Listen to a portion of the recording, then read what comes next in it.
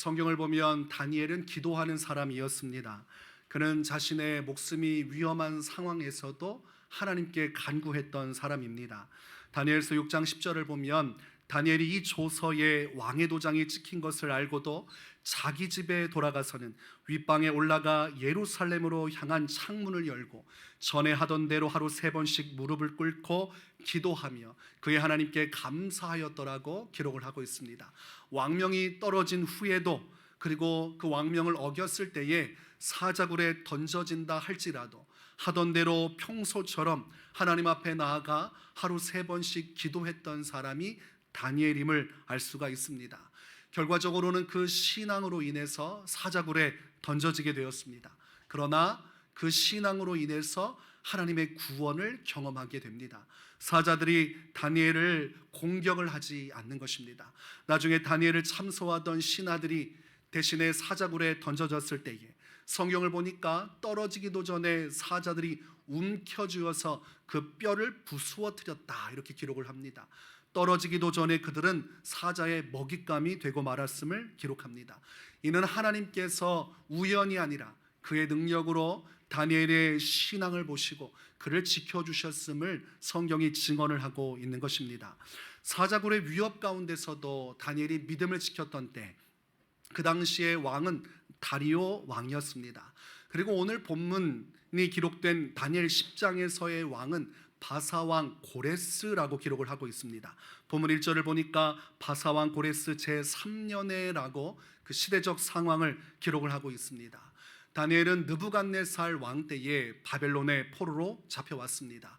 이후에 느부갓네살의 아들인 벨사살 왕을 거쳐서, 그리고 나라가 바뀌죠. 메대의 다리오 왕이 등극을 하고, 그 이후에 오늘 본문에 나오는 메대 바사 제국의 고레스 왕이 그 땅을 통치를 하게 됩니다.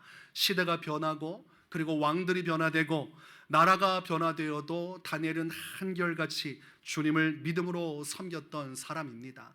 하나님께서 말씀하신 것처럼 70년이 지난 후에 너희는 포로에서 풀려나 자유롭게 되리라, 그렇게 예레미야가 선언한 것을 목도한 사람이 바로 다니엘입니다. 70년간 바벨론에서 생활하면서 수많은 일을 겪었지만 하나님의 말씀이 성취되는 그 순간을 바라보았던 사람이 다니엘이었습니다. 우리가 사자굴 사건에 연루된 다리오 왕과 그리고 오늘 본문에서 기록하고 있는 고레스 왕의 관계를 궁금해할 수 있을 것입니다. 역사적으로 보면 둘 관계는 친척 관계였다고 되어 있고, 또 나중에는 이 고레스 왕의 장인이 다리오 왕이 되었다고 기록을 합니다.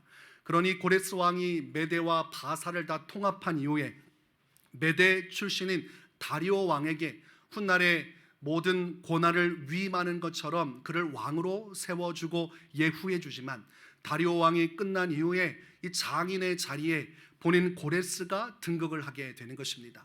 명예로운 왕의 자리에 다리오 왕을 세워두었다가 그의 삶이 끝난 후에 비로소 고레스가 전권을 쥐고 왕으로 등극을 하게 되는 것입니다.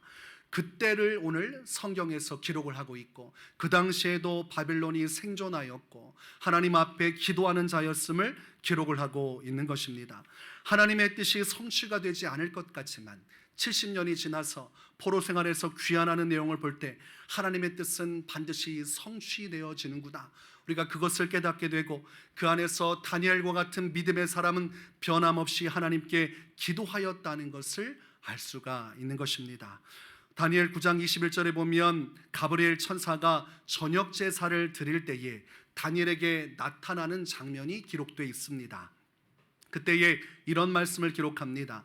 곧 내가 기도할 때에 이전에 환상 중에 본 그 사람 가브리엘이 빨리 날아서 저녁 제사를 드릴 때쯤에 내가 이르더니 라고 되어 있습니다.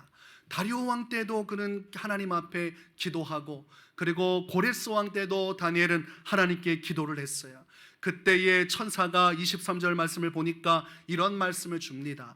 곧 내가 기도를 시작할 즈음에 명령이 내렸으므로 이제 내게 알리러 왔느니라. 너는 크게 은총을 입은 자라. 그런즉 너는 이 일을 생각하고 그 환상을 깨달을지니라. 천사가 다니엘에게 와서 기도하는 그를 은총을 받은 자, 큰 은총을 받은 자라고 말씀하였습니다. 그리고 오늘 본문에도 같은 표현을 쓰지요. 너는 큰 은총을 받은 자라는 그런 이야기를 다니엘이 듣게 됩니다. 여러분, 진정한 은총은 누구에게 임합니까? 기도하는 자에게 임하는 것이. 왕은 바뀌어도, 나라가 바뀌어도 항상 변함없이 기도의 자리를 지켰던 다니엘에게 가브리엘 천사는 나타나서 큰 은총을 받은 사람이라고 말씀을 전하고 있는 것입니다.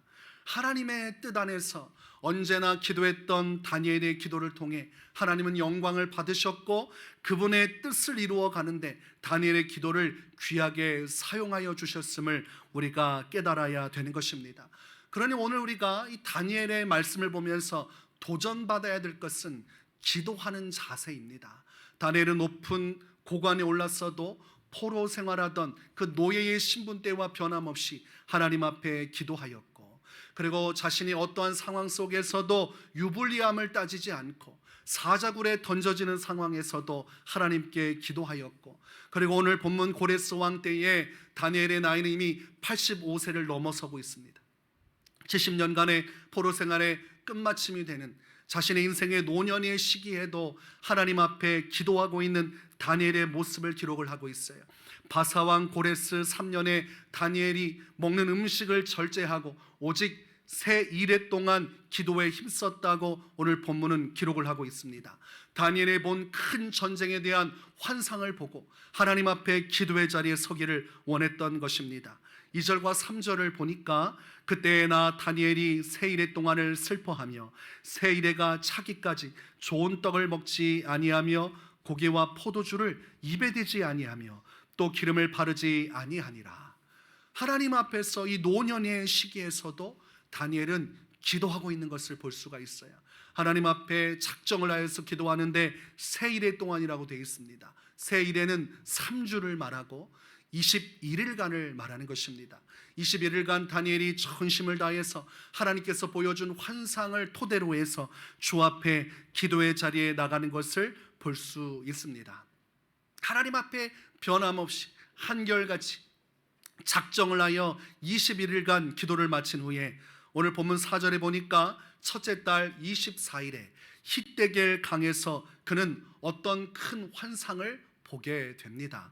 유프라데스 강이라고 하는 히데겔에서 하나님께서 보여주시는 환상을 보는데 그 5절의 말씀에 한 사람의 형상을 보게 되는데 한 사람이 세마포 옷을 입었고 허리에는 우바스 순금띠를 띠었더라고 기록을 하고 있습니다.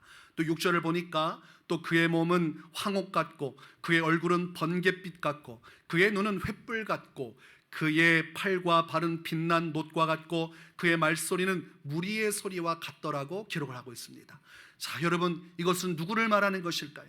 지금 다니엘은 이 히데겔 강에서 어떤 환상의 모습, 누군가를 주목하고 있는 것일까요? 바로 예수 그리스도, 인자가 되시는 예수님을 보게 되는 것입니다. 요한계시록에서 밤모섬에 유배되어 하나님의 계시를 받았던 요한계시록의 사도 요한이 보았던 그 횃불과 같은 타오르는 눈빛으로 모든 것을 통찰하고 뚫어보시던 예수님의 그 눈동자가 오늘 본문에도 기록이 되어 있어요. 그의 눈은 횃불 같다고 되어 있습니다. 그의 얼굴의 광채는 번갯빛과 같았고 그분의 목소리는 무리의 소리와 같았어요. 성경에서는 군중의 소리 또는 많은 물소리와 같은 음성으로 나타나시는 예수님을 표현하고 있습니다. 그러니 이 예수 그리스도의 형상을 보았을 때에 다니엘이 얼마나 큰 충격을 받았겠습니까? 하나님께서 이 땅에 나타나사 인자의 형상을 보여주니 다니엘이 감당을 하지를 못하는 것입니다. 7절을 보니까 이 환상을 나 다니엘이 홀로 보았고 나와 함께한 사람들은 이 환상은 보지 못하였어도 그들이 크게 떨며 도망하여 숨었느니라.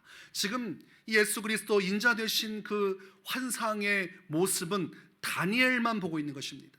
21일간 기도하여 주님 앞에 자신의 삶을 드렸던 다니엘에게 성령의 감화와 감동으로 예수님이 나타나셨고 그러나 그 주변에 있는 사람들은 그 환상을 보지는 못하였습니다.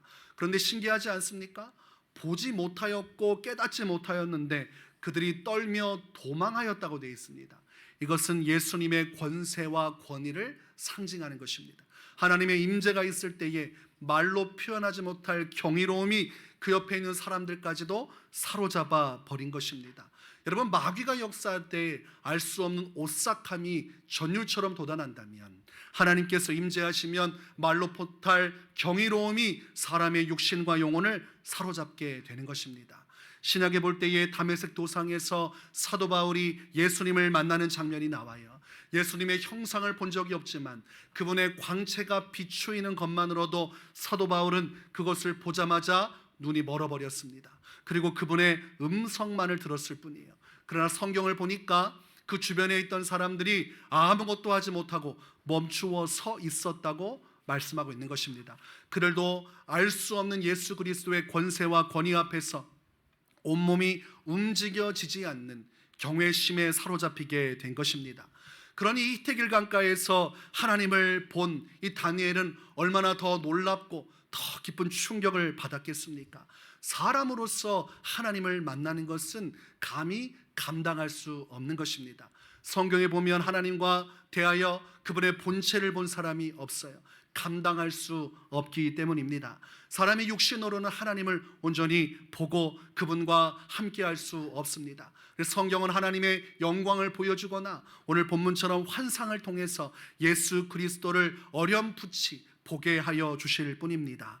그러니까 이 다니엘이 예수님을 만나게 되니 심적으로 충격을 받았습니다. 영적으로도 큰 경외심에 충격을 받았어요. 8절과 9절을 보니까 다니엘이 힘이 빠져서 깊은 잠에 들었다. 여러분, 사람이 전신전력해서 무언가에 힘을 쏟으면, 에너지를 쏟게 되면 어떻게 됩니까? 결과적으로는 탈진하여서 힘이 쫙 빠지는 순간이 오죠.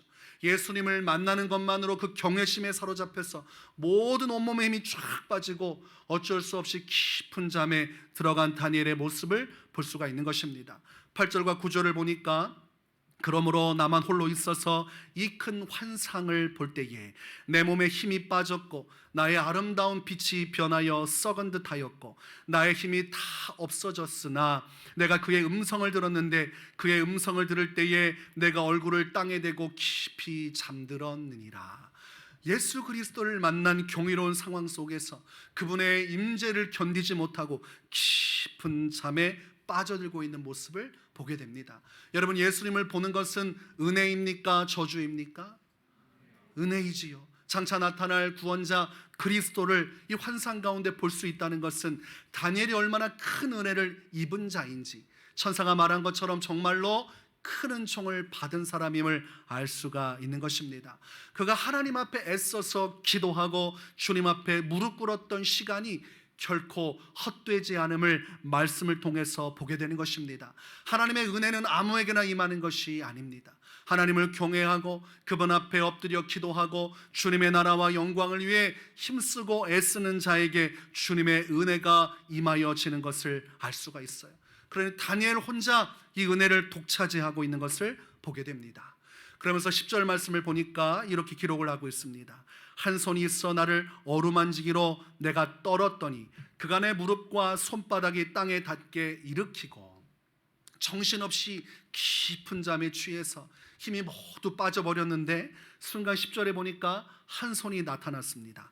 그러면서 다니엘을 어루만지면서 그를 다시 일으켜 세워줘요. 그가 무릎과 손바닥을 짚고 다시 일어나게 돕는 손길이 있었어요. 세번역에서는 이 10절 말씀을 그런데 갑자기 한 손이 나를 어루만지면서 떨리는 손과 무릎을 일으켰다, 이렇게 기록을 하고 있습니다. 엘리야가 낙심하여서 넘어져 지쳐 있을 때에 하나님은 천사를 보내주셔서 엘리야를 어루만지게 하는 장면이 기록된 성경 말씀의 내용이 있습니다. 열왕기상 19장 5절을 보면 로뎀나무 아래에 누워 자더니 천사가 그를 어루만지며 그에게 이르되 일어나서 먹으라 하는지라, 이런 말씀이 있어요. 엘리야가 너무나 지쳤습니다. 힘겨워졌어요. 그때 그를 어루만지던 손길이 있었는데 누구의 손이었어요? 천사의 손이었습니다. 오늘 이 본문 10절에 나타난 이 한 손은 바로 천사의 손길인 것입니다. 예수님의 환상을 보고 기진맥진한 그에게 천사가 나타나 그를 흔들어 깨우면서 그에게 동력을 부여하는 것이죠. 그리고 그에게 전할 말씀을 이제 전달을 하고자 하는 것입니다.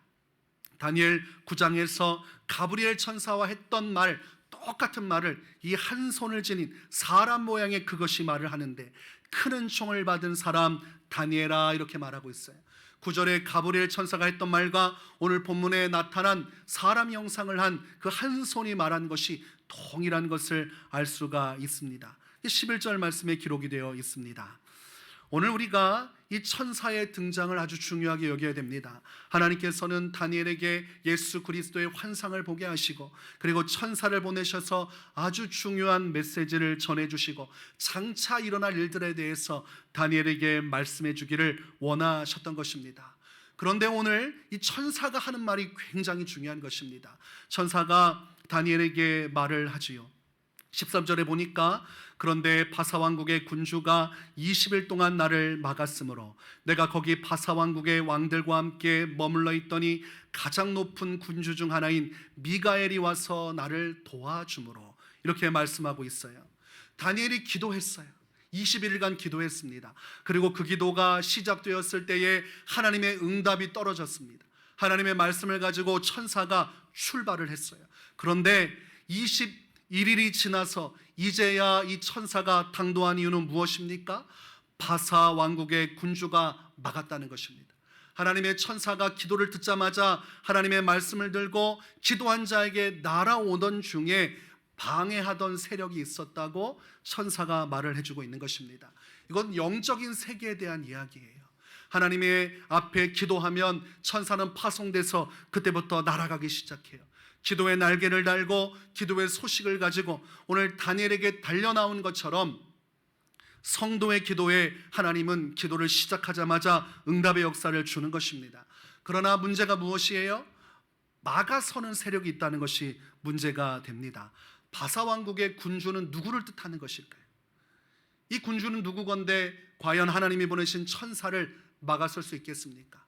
여러분, 사람이 천사를 대적할 수 있습니까? 성경에서 어떤 사람도 천사를 이길 수 있던 사람은 없었어요. 천사 한 영이 등장하면 18만 명의 군사들도 그 즉시 다 즉사한 것을 성경에서 알 수가 있습니다. 한 천사만 등장해도 수십만의 사람들이 죽어버리게 되고 하나님의 심판에 굴복하게 돼요. 그러니 바사왕국의 군주는 사람을 말하는 것이 아닙니다. 바사왕국을 통치하는, 페르시아를 통치하는 어떤 사람의 왕을 의미하는 것이 아니에요. 이것은 바사왕국을 점령하고 있는 악의 영에 관한 이야기를 하는 것입니다. 천사가 하나님의 소식을 가지고 왔을 때에 그것을 막아서던 바사왕국을 다스리는 어둠의 권세, 악한 영이 있었다는 것을 의미하는 것입니다. 에베소서 6장 12절에 우리의 씨름은 혈과 육을 상대하는 것이 아니요 통치자들과 권세들과 이 어둠의 세상 주관자들과 하늘에 있는 악의 영들을 상대함이라 이렇게 말씀합니다. 여러분, 우리는 이 세상에서 육신의 삶을 살지만 육신이 전부입니까? 보이지 않지만 우리의 영혼이 존재하지요. 영혼이 존재하기 때문에 나중에 우리가 이 영혼이 부활의 육신을 얻어 영생을 누릴 것을 믿고 있는 것입니다. 눈에 보이지 않아도 우리는 영혼이 우리 몸 안에 담겨져 있는 것을 믿고 있어요. 우리의 영혼이 존재한다면, 하나님이 존재하신다면 누구도 존재하는 것입니까? 악한 영들도 존재를 하는 것입니다. 성경은 그들을 통치자들, 권세자들, 이 어둠의 세상 주관자들, 하늘에 있는 악의 영들 이렇게 표현합니다. 하늘에 있는 악의 영들이 이 세상을 주관하고 통치하고 있다고 말씀을 하는 것입니다. 성경은 이 악의 영들의 수장을 사탄이라고 말해요. 그래서 사탄에 대해서 성경은 마귀, 옅뱀, 용이라고 말합니다. 요한계시록 20장 2절에 보면 용을 잡으니 곧 옅뱀 이요 마귀요 사탄이라 잡아서 1000년 동안 결박하여, 나중에 이 사탄이 결국은 예수 그리스도께 대패하여서 결박당하고 결국은 깊은 불못으로 사로잡혀 영원한 형벌을 받게 되는데, 그 존재가 다니엘이 하나님께 기도할 때에 그 기도를 막아섰고 하나님의 응답이 오는 것을 중간에서 회방하였다는 것을 알 수 있는 것입니다. 우리가 이 시대를 살아가지만 시대별로 왕들이 있어요. 그 지역을 다스리고 나라를 다스리는 왕들이 있습니다. 그러나 그 이면에는 영원토록 하나님께 고난을 받고 공중 권세를 잡고 이 세상을 주관하고 있는 악의 영들이 있어요. 하나님의 심판이 임하기 전까지 그들은 권세를 가지고 이 땅을 주무르며 이끌어갑니다. 죄와 사망의 권세를 가지고 나라들을 주관하고 지역을 주관하면서 그들은 그들대로 계획을 세우고 하나님을 대적하는 일을 행하는 것입니다. 다니엘이 주님 앞에서 기도자가 되어 기도할 때에 그것을 전면적으로 부정하고 막아섰던 세력이 이 마귀의 세력입니다. 바사 왕국을 지배하는 악의 영들, 그들이 연합하여서 천사가 하나님의 말씀, 하나님의 약속의 말씀, 응답의 말씀을 가지고 오는 것을 막아섰던 것입니다. 그러니 하나님의 뜻은 하늘에서 이루어진 것처럼 이 땅에도 이루어져야 되는데 마귀는 하나님의 뜻이 이 땅에 이루어지지 않도록 이 땅에 자신들의 권세를 가지고 막아서고 있는 것입니다. 이때 다니엘 시대뿐만이 아니라 오늘의 시대도 동일한 것이에요. 그랬는데 어떤 일이 벌어졌어요? 오늘 이야기를 보니까 하나님의 천사 중에 가장 높은 군주 중 하나인 미가엘이 도와주었다 이렇게 되어 있습니다. 이 미가엘이 마침내 21일째 되는 날 나타나 도와주었기 때문에 하나님의 응답이 다니엘에게 올 수 있었다고 말씀을 합니다. 여러분, 군주 미가엘이 나타나지 않았으면 하나님의 응답이 다니엘에게 왔겠습니까? 못 왔겠습니까? 못 오지요. 지금 천사의 말을 잘 들으세요. 미가엘 군주가 도와주지 않았으면 자신은 당도할 수가 없는 것입니다. 어떻게 미가엘 군주가 나타나 다니엘이 기도가 온전히 성취되게 도왔습니까? 다니엘이 20일을 되도록 응답이 이루어질 때까지 기도를 포기하지 않았기 때문에 하나님께서 미가엘 군주를 보내셔서 그를 통해서 완벽한 응답의 성취가 이루어지게 한 것입니다. 다니엘이 중간에 기도를 멈추었다면 미가엘 군주는 나타나지 않았을 것입니다. 이 바사 왕국의 군주가 기도를 막아서서 다니엘의 기도는 땅에 떨어졌을 것이, 그가 포기하지 않고 믿음으로 끝까지 기도의 자리를 지켰더니 결국은 바사 왕국의 군주가 견디지를 못하고 하나님의 응답이 결국은 다니엘에게 도달하게 된 것입니다. 이것이 영적인 세계의 실상인 것입니다. 우리 눈에 아무것도 보이지 않아도 지금도 마귀는 지역을 주관하고 나라를 주관하면서 자신들의 계획을 따라 하나님을 대적합니다. 그리스도를 대적합니다. 기도하는 사람들을 공격하고 기도의 이 세계에서 응답이 되지 않도록 절대로 그대로 내버려 두지 않고 막아서는 일을 하는 것입니다. 여러분, 그러나 이 모든 것을 이길 수 있는 한 가지가 있는데 포기하지 않고 기도의 자리를 지켜나가면 반드시 기도하는 성도가 승리하게 되어 있는 것입니다. 기도를 포기하면 아무것도 이루어지지 않아요. 성경 말씀을 보니까 우리가 이 바사 왕국의 군주도 있지만 헬라의 군주도 또 등장하게 될 것이라는 말씀이 있어요. 영적 전쟁은 한 번 한다고 해서 끝나는 것이 아니며 계속해서 진행되어져 가는 것을 알 수가 있는 것입니다. 여러분, 우리가 이 말씀을 오늘날 우리의 삶에 적용을 한다면 여러분, 위례 지역을 지배하는 군주가 있겠습니까? 없겠습니까? 이 위례 지역을 지배하는 군주가 있겠습니까? 없겠습니까? 있다는 것이죠. 그러면 성도들이 기도하면 이 위례 지역의 군주가 그대로 내버려 두겠습니까? 와서 막아서겠습니까? 막아서게 돼 있어요. 이 군주들은 정확하게 아는데 기도하지 않는 교회, 기도하지 않은 사람은 막아서지 않습니다. 기도가 지속되지 못하도록 방해하는 것이 마귀의 하는 일이에요. 기도를 시작한다고 해서 눈 하나 깜짝하지 않아요. 내버려 둡니다. 그리고 마귀가 하는 것은 무엇이에요? 기도를 지속하지 못하도록 기도의 불을 꺼버리는 것입니다. 어차피 기도를 시작해도 중간에 기도가 멈춰지면 하나님의 응답이 도달할 수 없기 때문에 마귀는 가만히 내버려 둡니다. 그래, 기도해라. 그리고 기도를 시작하면 기도를 유지하지 못하도록 수많은 이유와 여러 가지 사건과 위기와 분란으로 기도의 자리에서 이탈하게 만드는 것입니다. 그것이 오늘날도 마귀가 하는 수법이요, 마귀가 역사하는 것입니다. 그러니 교회는 이 영적인 세계를 잘 알고 있어야 돼요. 이 영적인 세계가 지금도 진행되어지고 있고 우리가 다니엘처럼 하나님 앞에 기도자로 선다면 21일이 될 때까지 하나님의 응답이 올 때까지 멈추어지지 않았던 다니엘과 같은 심령을 가지고 있어야 됩니다. 여러분, 우리는 대부분 시작하는 것에 만족을 해요. 새로운 것을 좋아하죠. 작심삼일이라고 해서 그것이 길지 않기 때문에 문제가 됩니다. 여러분, 세상의 일에도 작심삼일하면 원하는 바를 성취하기가 어렵습니다. 영적인 세계도 똑같아요. 내가 마음의 뜻을 정하고 하나님 앞에 기도해야지 하다가도 그 기도의 자리를 이탈하는 순간 우리는 응답을 얻을 수가 없는 것입니다. 오늘날 하나님께서 기뻐하시는 교회가 무슨 교회겠습니까? 어떤 상황에서도 기도의 불길이 꺼지지 않는 교회. 그런 교회는 하나님도 주목하시고 마귀도 주목하는 거예요. 마귀가 가장 싫어하는 교회가 어떤 교회겠습니까?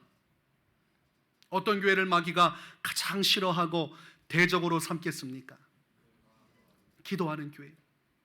교회가 기도를 시작하면 영적인 공격이 오게 되어 있어요.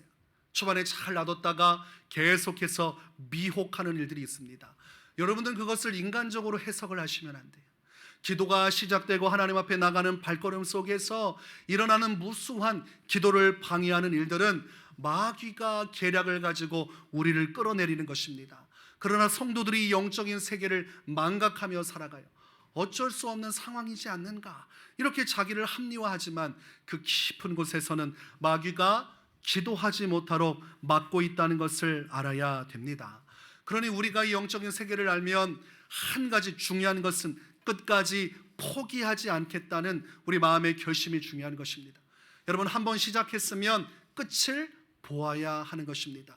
기도라는 것은 그런 것이, 기도는 시작이 중요한 것이 아니라 끝마치는 것이 중요한 것입니다. 내가 끝까지 기도의 자리를 지켜서 기도의 응답이 올 때까지 그 자리를 지킬 수 있는가, 그것이 기도의 승부를 결정짓는 것입니다. 여러분, 지금까지 살면서 이 기도의 세계에서 얼마나 끝까지 기도의 자리를 지키셨습니까? 기도하는 것은 힘겨운 것입니다. 다니엘이 음식을 금하고 21일간 기도하는 것이 쉬웠겠습니까? 어렵지요. 음식을 절제하는 것도 어렵지요. 그리고 내 시간을 들여서 기도하는 것도 어렵습니다. 그러나 그 기도를 완주했을 때 하나님은 비로소 큰 은총을 받은 사람이라고 우리에게 말씀해 주시는 것입니다. 여러분, 이 세상을 살면서 어떤 사람으로 살다가 주님 앞에 서기를 원하십니까? 그저 그런 사람이었다고 평가받기를 원하세요? 한 세상을 살면 이 다니엘과 같은 평가를 받아야 하지 않겠습니까? 우리 하나님 앞에 섰을 때, 천사가 내게 나왔을 때에 큰 은총을 받은 자여. 이 당시에도 수많은 사람들이 하나님을 믿는다고 했지만 그 가운데 천사가 나타나고 하나님의 환상을 보여주고 하나님의 계시를 알려준 인물은 많지 않았습니다. 다니엘은 수많은 사람 중에 하나님께 인정을 받은 사람이에요. 그는 끝까지 인내하면서 기도하였기 때문에 그곳에서 하나님의 은총을 받은 자라 칭함을 받고, 그리고 하나님의 비밀한 일들을 보게 되었습니다. 여러분, 정말로 하나님을 만나기 원하십니까? 남들이 경험하지 못했던 하나님의 은혜를 체험하기 원하십니까? 밖으로 나가서 여기저기 헤맨다고 해도 거기에는 없어요. 여러분, 여러 가지 여러분의 환경을 바꾼다고 해도 거기에 없어요. 하나님은 여러분이 지키고 있는 기도의 자리 속에서 만나주시고 역사하는 것입니다. 신앙은 단순해요. 밖을 내다보고 밖에서 새로운 것을 찾는 사람은 죽을 때까지 영적으로 새로운 것을 추구하지만 그 어느 곳에 가도 하나님을 만나지 못할 것입니다. 내가 부름받은 기도의 자리, 주님이 내게 주신 사명의 자리를 지키고 기도하는 곳에서 하나님은 나타나시고 오늘 다니엘처럼 환상도 보여주시고 다니엘처럼 하나님의 계시를 보여주시는 것입니다. 여러분의 갈증들, 영적인 갈망들, 이 시대 속에서 말로 표현할 수 없는 하나님으로부터 채우고 싶은 그 수많은 응답과 하나님의 은혜는 여러분이 기도의 자리를 지켜나갈 때 오는 것입니다. 오늘날의 많은 사람들은 자기 중심으로 해석을 해요. 기도하지 않아도 하나님은 내게 충분한 은혜를 준다, 기도하지 않아도 하나님의 은혜는 그것으로 충분하다 말을 하지만 성경에 기록된 인물은 기도의 모습을 보여주고 있고 오늘 본문은 왜 기도해야 되는지 말을 해주고 있어요. 교회는 기도하지 않으면 영적으로 짓눌리게 되어 있습니다. 이 위리적인 군주가 교회를 내버려 둘 것 같습니까? 교회가 자라지 못하고 성장하지 못하고 햇볕에 비추어서 바싹 말라버리도록, 자멸하도록, 우울증에 걸리도록, 소망이 없이 아무 마음의 감정도 없이 왔다 갔다 교회 문턱만 왔다 갔다 하고 우리 교회는 안 되는 교회야, 우리 교회는 은혜가 없는 교회야, 그러면서 시간만 낭비하며 성도들이 교회 안에서 고통받게 내버려 둡니다. 말라 죽게 내버리는 것이에요. 그러니 우리가 가만히 있으면 마귀가 말라 죽게 만드니 우리는 그대로 주저앉을 것이 아니라 다니엘처럼 기도의 자리에서 기도로 승부를 보아야 하는 것입니다. 지금 우리가 40일 작정 기도회를 하고 있는 것입니다. 이 작정 기도회를 하나님께서 마음속에 주셔서 이 일을 이루어 나가고 있어요. 이 일을 준비할 때도 마귀가 역사한다는 것을 제가 느꼈습니다. 마귀가 여러 가지 시험을 가지고 있지요. 그리고 기도하는 중에도 지금 시험을 하고 있어요. 왜 그렇습니까? 끝까지 온전한 마음으로 완주하지 못하도록 흔들어 대는 것입니다. 기도의 자리를 지키지 말아라. 기도의 자리를 머물지 말아라. 왜냐하면 그래야 마귀가 승리하기 때문입니다. 여러분, 우리 교회가 어떻습니까? 한 단계 더 높은 고지로 향해야 되지요. 우리 안에 갈증이 있잖아요. 그러나 여러분, 우리가 이 기도의 관문을 통과하지 못하면 우리는 다음 단계로 넘어가지 못합니다. 주저앉을 수밖에 없어요. 하나님이 우리에게 허락하신 것은 기도를 통해서 돌파하는 것입니다. 위리 지역을 담당하고 있는 마귀가 각 교회들을 다 누르고 있어요. 어떤 교회가 기도를 통하여 끝까지 승리할 수 있는지 하나님은 주목하고 계시는 것입니다. 요한계시록에서 수많은 교회들이 있었지만 그 중에 칭찬받는 교회는 소수였음을 기억해야 됩니다. 이 지역에 있는 모든 교회는 기도자로서 중보처로서 하나님의 부름을 받았어요. 그러나 인간적인 지혜를 가지고 목회를 하거나 교회를 이끄는 사람들은 결국은 한계에 부딪히고 메말라갈 것입니다. 교회의 생명의 역사가 나타나지 않고 힘겨움이 계속될 거예요. 영적인 기근이 계속될 거예요. 그러나 우리가 이 기도의 고지를 넘어서서 하나님이 주신 기도의 역량을 채워나가면, 다니엘처럼 끝까지 우리가 기도로 승리할 수 있으면 그 믿음의 인내는 반드시 값진 열매로 나타나게 되는 것입니다. 요한계시록 14장 12절에 성도들의 인내가 여기 있나니 그들은 하나님의 계명과 예수에 대한 믿음을 지키는 자니라. 성도는 하나님에 대한 믿음을 가지고 그분의 말씀을 따라 끝까지 참고 견디는 것입니다. 기도의 자리에서 왜 견뎌야 합니까? 그래야 교회가 살기 때문입니다. 왜 기도의 자리를 지켜야 됩니까? 그래야 교회의 사명을 이룰 수 있기 때문입니다. 교회가 있는 것이 중요한 것이 아니라 교회는 사명을 감당해야 의미가 있는 것입니다. 하나님 앞에서 교회가 있는 것은 의미가 없어요. 그 교회가 어떠한 모습으로 주님 앞에 나아가는가, 오늘 주님은 그것을 바라시는 것입니다. 우리가 현장에 와서도 기도할 수 있고, 또 거리가 멀어서 오시지 못하는 분들은 또 가정에서 기도하실 수 있습니다. 여러분, 기도하고 계십니까? 40일 작정 기도에 함께 기도하고 계세요? 여러분, 잘 하셔야 됩니다. 이 일은 우리 교회의 사활을 걸고 가는 것이, 여기에서 주님의 응답을 못 누리면 어차피 교회는 사명을 감당하지 못하고 주저앉게 되는 것입니다. 제가 여러분에게 말씀을 전하고 목표를 제시하고 이끌어가는 것은 그저 제가 마음속에 하면 좋겠다라는 생각으로 하는 것이 아니에요. 생각하고 기도하고 생각하고 묵상하고, 그리고 하나님의 뜻을 분별해서 하나님이 확실히 하라고 하시는 마음을 주셨기 때문에 이 일을 이루어가는 것입니다. 그러니 교회의 부흥을 다른 데서 찾으면 안 돼요. 자꾸 이 초점을 빗나가서 여러분 다른 동상이몽을 꿈꾸면 안 됩니다. 여기에 모든 성도들이 일치단결해서 나가지 못하면 하나님의 사명은 이루어지지 않습니다. 대장 되신 예수 그리스도께서 기도로 어둠의 세계를 돌파하고 이 땅 가운데 구원의 길을 열어주셨다면, 이제 목회자를 중심으로 각 교회는 한 몸이 되어서 머리 되신 예수님의 길을 가야 하는 것입니다. 그것이 오늘 다니엘이 걸어간 길이요, 오늘 하나님은 우리가 다니엘과 같이 정해진 기도의 시간 속에서 한 마음이 되어 일치 단결하기를 원하시는 것입니다. 여러분, 양무리에서 자꾸 떠나가면 양이 어떻게 됩니까? 양이 어떻게 돼요? 같이 가던 방향이 있는데 자꾸 딴 데로 가면 어떻게 됩니까? 넘어지고 다치게 되지요. 그 은혜와 보호하심 가운데 들어갈 수 없어요. 교회도 똑같습니다. 하나님의 크신 물결 속에서 우리는 부름을 받아서 한 무리 한 양떼로 가야 하는 것이, 이 무리 안에 들어와야 하나님의 은혜를 누리고 하나님께서 주시는 교회의 복이 그 개인에게도 돌아가는 것입니다. 교회가 하나님의 뜻을 성취하여서 복을 받기 시작하면 그 복이 누구에게로 돌아갑니까? 성도에게로 그대로 가는 것입니다. 그래서 예전부터 교회가 시작되어지고 부흥할 때에 끝까지 헌신의 자리에 남아있던 가문과 그 모든 배경은 하나님이 복을 주셨다는 수많은 간증들이 있습니다. 지금까지 한국교회가 세워지면서 무수하게 수고한 많은 가정들과 많은 가문들은 하나님의 복을 받았어요. 그러나 그 복을 받지 못한 사람들은 중도 하차한 사람들, 복을 받을 수가 없습니다. 괴로움이 없다면, 인내가 없다면 열매도 없는 것입니다. 끝까지 하나님 앞에서 우리 기도의 사명에 함께 나아가기 원합니다. 이 위리 지역의 악한 마귀가 방해하고 회방해도 우리는 끝까지 40일간의 믿음으로 하나가 되어서 다니엘처럼 기도하리라. 하나님이 보내신 미가엘 군주가 나타나 그 응답을 이루어 주는 때까지, 하나님이 큰 승리로 우리에게 허락하여 주시는 날까지 우리 포기하지 말고 믿음으로 승리하며 나아가기를 주의 이름으로 축원합니다.